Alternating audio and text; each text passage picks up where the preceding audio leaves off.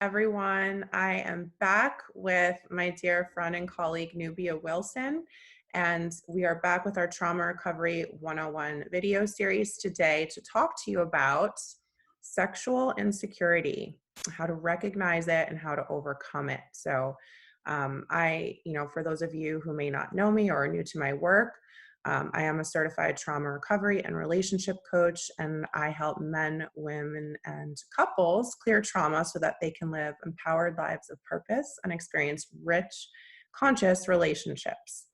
So with that being said, I'd love to introduce to you Nubia. So Nubia, you want to take over and tell our viewers who you are and what you do?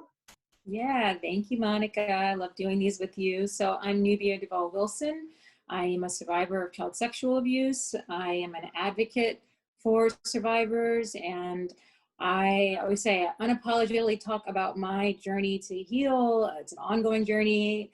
As someone who has PTSD since the summer of 2016, raising two kids, I'm married, have a husband, and I run now two businesses because I'm crazy, just can't add enough to my to-do list. And so, I'm excited to talk about this topic. It's definitely one that isn't talked about enough, and got a lot of experience there that I'm looking forward to sharing with everyone. Thank you. Yeah, me too. As when we connected initially and we were brainstorming on topics like, what should we, talk about this time? This one came up, and for whatever reason, we were both like, let's do it, because it is a topic that is more taboo. It's not necessarily talked about that much, and I think it's so important. And I think it's so empowering for men and women to hear about how you can recognize it and then work on overcoming it. So first and foremost, I want to define what sexual insecurity is. It's simply a disconnection from your sexual energy, and that disconnection results in feelings of shame and embarrassment. So, it could be a variety of things. It doesn't just have to be like related to one specific thing. So you might have body shame, body image issues. You may feel embarrassed to show off, your naked body in front of someone else. Sexual insecurity could also be from the results of a past trauma. Perhaps you were violated in the past, and now when you are physically intimate with your new partner, you contract energetically and you shut down because you're afraid to open up and be vulnerable with them. And that is, that moment of sexual connection with another is one of the most sacred and intimate moments that you can really share with another human being. So to not have it be a empowered experience can be really painful for someone to live with that insecurity. And I know, Nubia, you've had some personal experiences, and I'd love to hear more from you about what you've experienced in that department. Yeah, thank you for giving that great definition. And what I can share is that for me, it was in different stages. So before my repressed memories came back in my 30s, before all of that, when I was in my 20s, I experienced I was overly sexual, and it started really after I had broken up with a very controlling boyfriend who I was living with abroad, and was finally like free. I was living somewhere different. I was living in Taiwan. And as I said, I had a very controlling boyfriend for many years, and our sexual relationship was not very good at all. It was almost non-existent. And for me, some people even wondered, like, why is that okay? I'm like, oh, it's fine. It's just not that great, but it doesn't matter. It's not important. Should have realized that's an issue. And then, once we broke up, I was just very promiscuous. And I mean, never and I don't want to say that in like a negative light. Like, I was always safe, and being in your 20s and wanting to be a serial dater, for example, isn't a negative thing, right? If that's what you want to do, there's nothing wrong with that, especially if you're being safe. But for me, what I realize now is that I had this fear of commitment. I was yearning for unconditional love, and thinking that I could get what I needed from sex. And it was always associated with being very drunk. Sober sex was just normal. I mean, excuse me, not having sober sex. So being drunk all the time and being drunk and sex were just went hand in hand. And it wasn't until I was married that I realized that that I hadn't had sober sex before my husband. And that was a really crazy realization. And that's when I also started to realize that I didn't enjoy sober sex. Yeah. And what was that like for you when you transitioned from, having sex this way to then, being fully sober, fully present in the experience? Did you Hmm. did you feel those feelings of like insecurity creep up inside of you? Definitely, definitely. And it was not enjoyable. And this is even before 2016. I mean, it's something that it's difficult to talk about, right? You don't want your partner to think, oh, something wrong with me. Why don't you? So in your mind, you're like, I don't know. Is this normal to think about, being taken advantage of while I'm, having intercourse, or is it normal to feel like something's wrong with me? And like, why aren't I enjoying, just so many things run through your head, which is why, being intoxicated, well, none of Mhm. that happens. So yeah, it was very difficult to come to that realization. And I didn't want to talk about it. Mhm. Yeah. So I'm curious to know, and also I think our listeners would really appreciate this too, because you are an advocate for survivors of sexual Mhm. trauma and abuse. And Mhm. so you've also had your own experience with this, right? And so being in Mhm. that committed, beautiful partnership with your husband, how did you, express it to him? Like, when did you have that talk with him and like open up Mhm. with him? And when would you recommend that others do that? Do you recommend that they Mhm. have those talks early on in the Mhm. relationship, before Yeah. sex, or should they wait? So my first recommendation is to seek help if you can. Find a therapist, find a support group, because do some reading. It's going to be a more difficult journey for you if you don't have some type of outside support and guidance. And for me, it was my therapist. Mhm. And we discussed, so I mean, that was 2015. Even today, we still discuss the topic because it's an ongoing journey, and it's a good thing to talk about. Like and the good news is, like, it's gotten better and better. So first I would say that, and second, it's taken me time and my partner time to understand the trajectory as well. In the beginning, I didn't really know what I needed. Right. I just knew that there was an issue, and I did bring it up, and I said, hey, I want to talk about this because I want you to know what's happening with me. And that it's not, it's one of the things, it's not you, it's me. And sometimes it can be the partner too, because they don't always understand your needs. And men, mentioned this to Monica earlier, men will just be like, I'm ready. Right.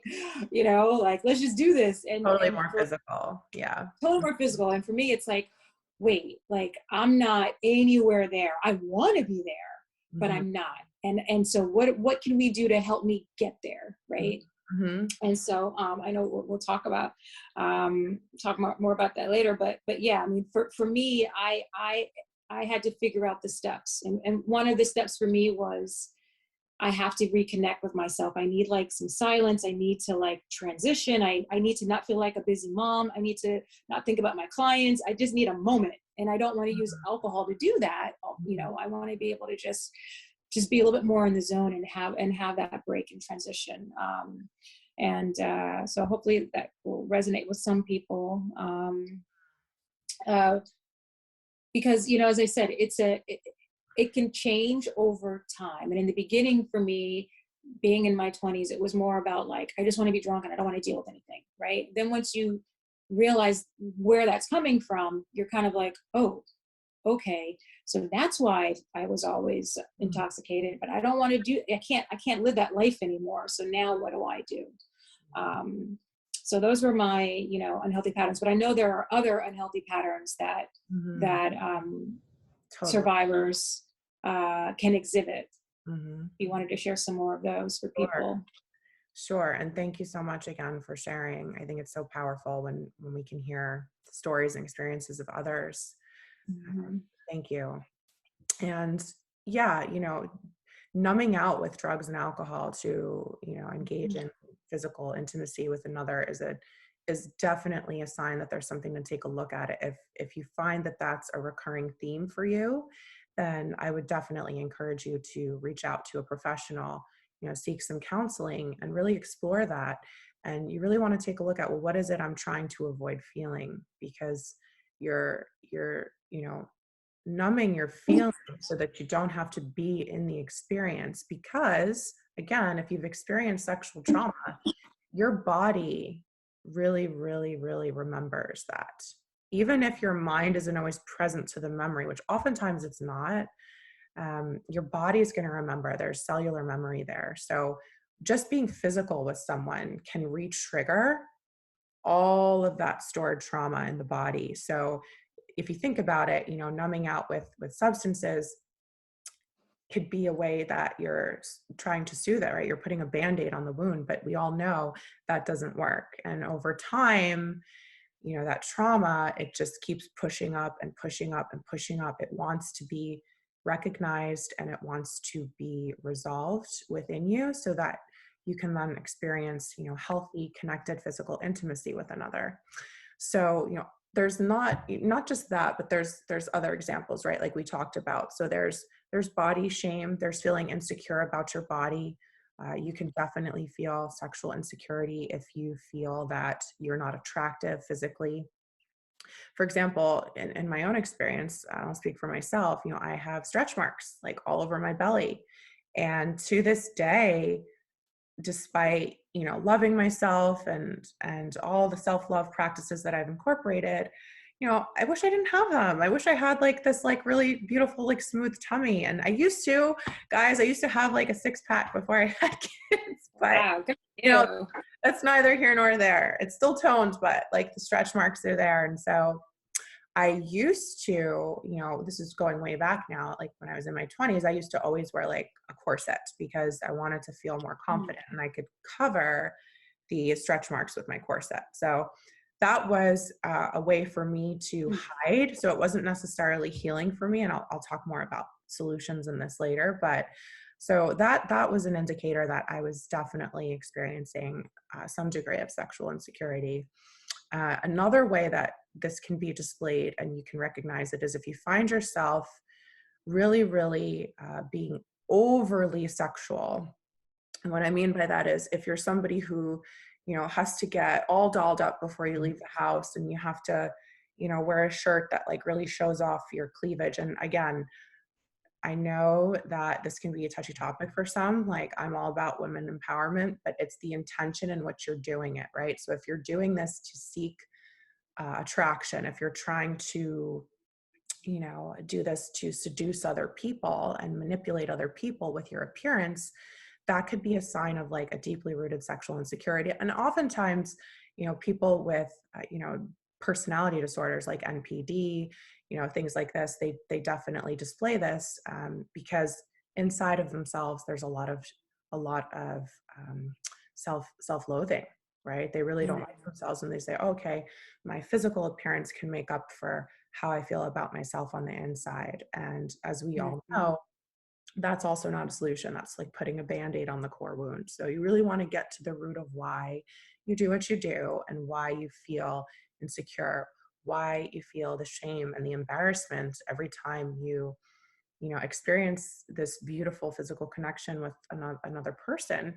So, and that's something I also want to talk about too, because, I think that is really important. Like many people still view sex as something that's like purely physical and it's a means to an end, right? It's like, let me do this so that I can, avoid facing this, or let me do this because I need to feel good and I need to feel good right now, right? And sex is actually, when you really think about it, it's one of the most beautiful acts in the universe. It's, how we create life and it's very sacred. And so I think that, I want to move into solutions, but if you could view it from that lens rather than something that's just purely physical, you can start to shift your perspective about it and really take a look at, how holding on to your sexual insecurities really robs you.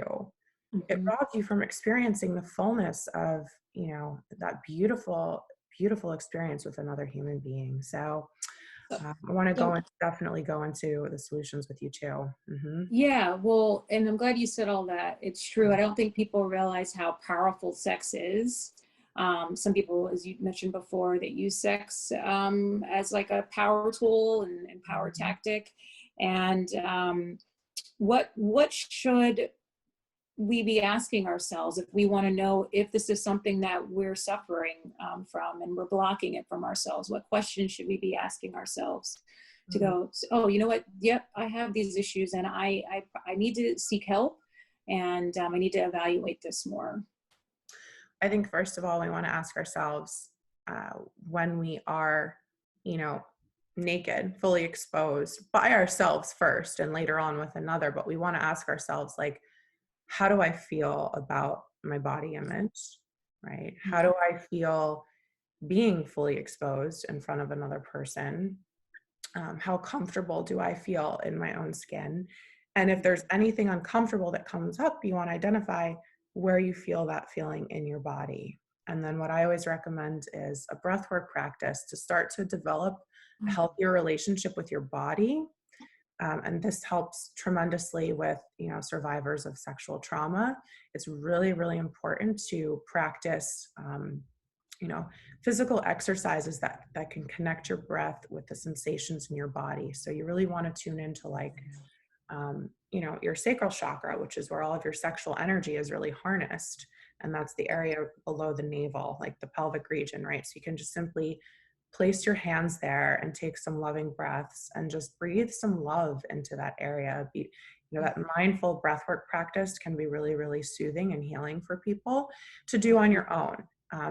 When you're with another person, that's a different story, right? Because now we're going to invite somebody else into the relationship that you have with your body. So we want to definitely address any history of sexual trauma with our partners, with vulnerability, with honesty, with transparency, so that we can let them know, hey, I'm feeling this way and I want you to know, so that we can move through it together. Because that's really important. So you really want to practice what I call like sexual communication with your partner, whoever you're physically, intimate with. I think that's great advice. I mean, that was one of the things that I think really helped my husband and I, as I said, like, I don't want you to think that I don't want to do it. Right? Because that's what can happen. If you say, it's the classic case of, hey, honey, trying to get in. And the wife goes, no, I'm tired, all the excuses. And then they go, well, what is it? Is it me? Are you seeing someone else? Like, and then there's just a lot of questions in that person, in the other person's head, and you're not talking about it. So they're always going to assume the worst. You're not just going to assume, oh, it could be her trauma, because maybe it's too early. They don't even know the extent of your trauma, which is why I'm glad you said you've got to talk about that, and you have to be open. And if you find that, I actually have had some comments on, I talk about this on TikTok a lot, and some women have said, I've tried to talk to my partner, I've tried to talk to my husband, and they don't seem to care. And I hate to say it, but if your partner, I'm going to say it, if you have a partner that has total disregard for your safety in the bedroom, he shouldn't be your partner then, he or she. Okay. That's how I feel, because that means, how is that transcending into the rest of your relationship? Is there a disregard for your well-being in other parts of your relationship? Because the bedroom is, as you said, it's so sacred. And and for a survivor, you do feel vulnerable in that room. And if they can't put some of your needs first, or even create some more balance, then there's an imbalance in other parts of your relationship that maybe you're not looking at. And that's why I say every day, like, thank you, I have such a great husband, because he listens, right? And he tries to help. And for me, when you said the corset, I was like, yes, I love dress up.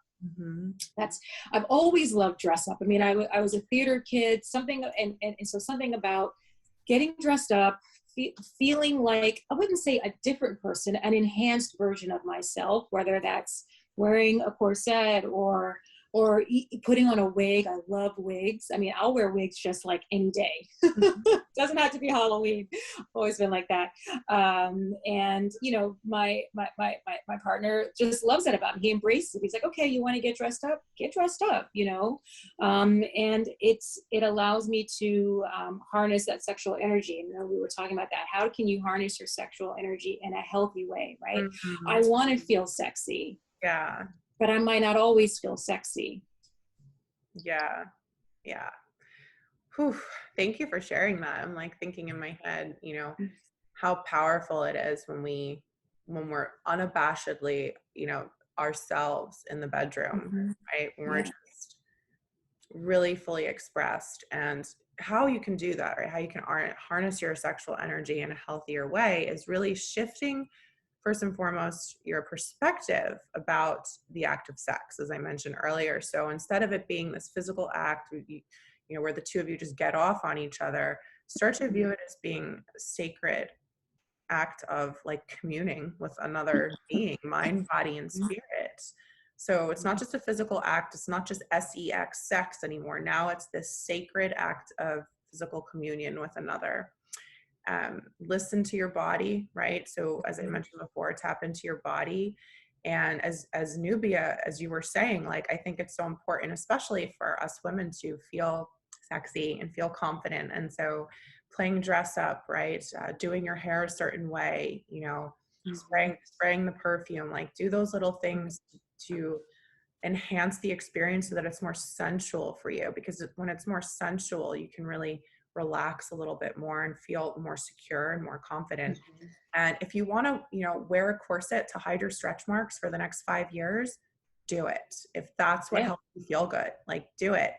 And then Mm-hmm. one day when you're ready to take that corset off and really show everything, do that too. Right. Mm-hmm. So, Mm-hmm. and it can come in stages, right? You don't have to like rip off all your clothes tomorrow and be like, I am sexually confident and free. That's not how this works. It's a process of opening up to those parts of yourself. Another really powerful practice, because you were talking about like couples, and I was thinking in my head of things that I've actually, coached couples through and recommended myself, is, the get naked practice. And I just want to share a little bit about that. So, for those couples who are ready to do this, of course, right? So, because it involves a lot of vulnerability. So, you basically just get naked with your partner, and you want to make sure, obviously, you're with someone, you're in a healthy relationship, the two of you are comfortable together, you respect one another, right? Don't do this if you're in like a trauma bonded relationship. We have to talk about that later on. So, anyway, get naked with your partner, right? And you sit, right across from each other. If you don't feel comfortable sitting, you can stand, but I just feel like sitting is a better posture for this exercise.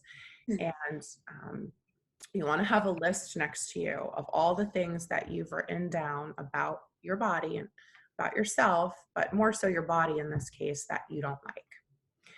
And your partner has their list next to them as well that they've written.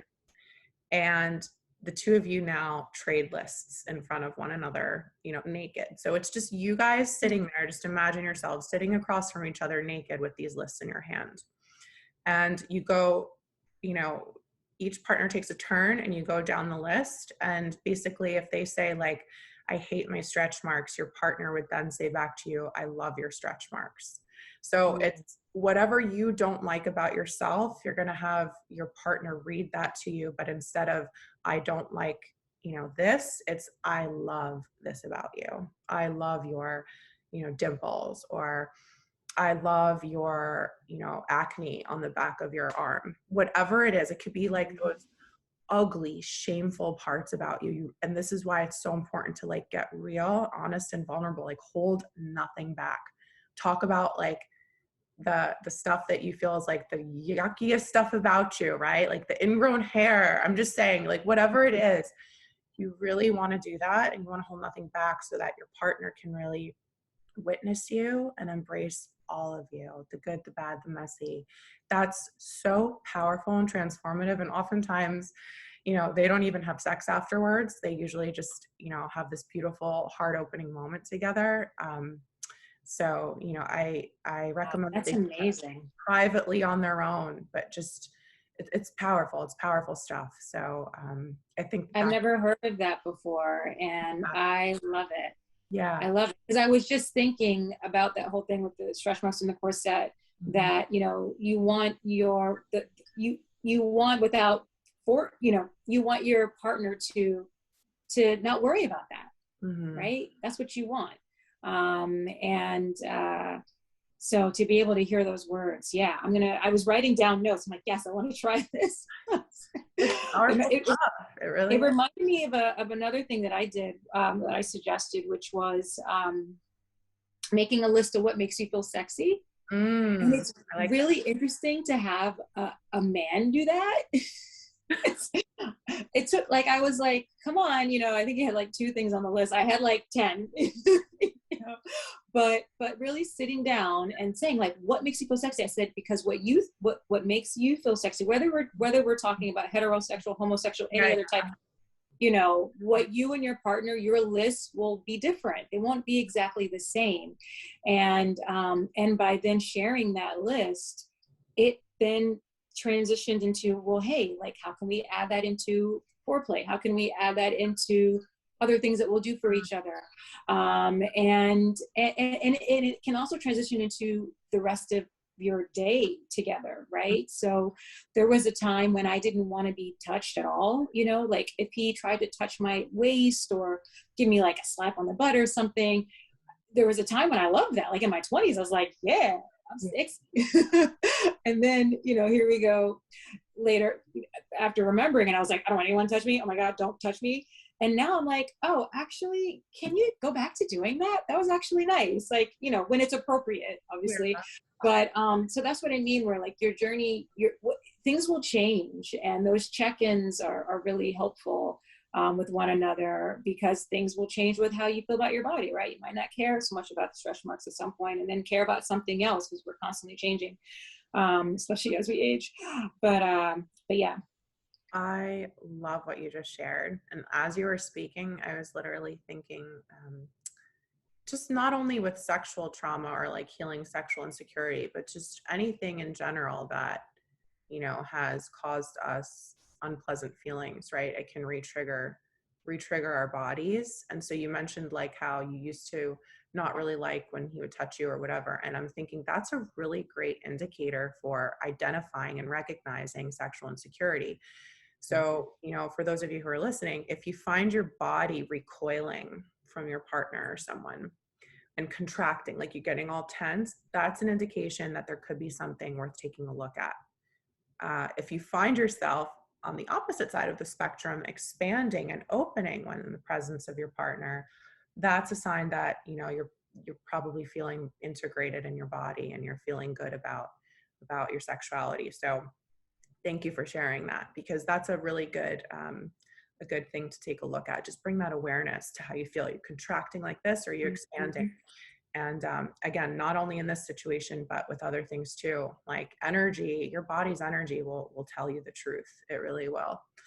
So, wow, this was such a great one, wasn't it? It really was. I'm like, Yeah. yeah, so important, because as I mentioned before, sex is such a beautiful act, right? It's the act of creation, and it's something that I think everybody deserves to take a deeper look at. And if you're struggling in that area, as Nubia mentioned, as I mentioned, like there's help, there's resources, and you can absolutely private message myself or Nubia separately. Mhm.